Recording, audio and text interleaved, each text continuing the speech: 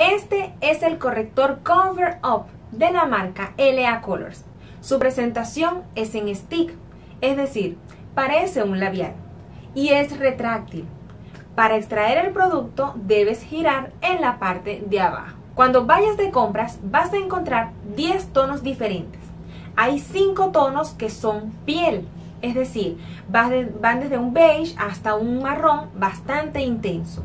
Y los otros 5 tonos son de colores: naranja, amarillo, rosado, verde y lila, que se utilizan para corregir imperfecciones de color. Hoy vamos a hacer la muestra de cómo se utiliza el corrector amarillo. Yo hoy te traigo 2 ejemplos para que te identifiques según sea tu caso. En el primer caso, supongamos que tienes una ojera muy leve, es decir, que casi no tienes ojeras. Entonces, aplica tu base como de costumbre, pero no toques el área de la ojera, pues aquí vamos a trabajar con el corrector de LA Colors en el tono amarillo.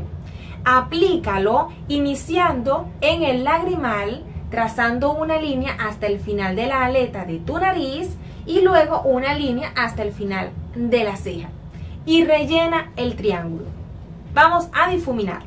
En este primer caso, como se supone que no tienes mucha ojera, entonces este corrector trabajará doble, es decir, corregirá la ojera y también, formando el triángulo, entonces iluminará.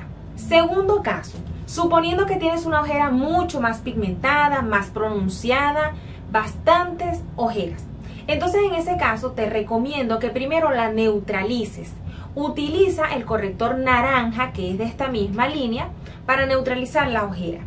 Yo no tengo ese corrector, así que por eso en este caso utilicé este corrector que es de la marca Orly, es en el tono Foncé Dark, el número 12. Es un corrector de un tono piel con un subtono un poquito naranja. De estos correctores de LA Colors también hay correctores que son así, tono piel. Entonces, ese primero lo vas a aplicar sobre el área de la ojera únicamente para neutralizar la pigmentación.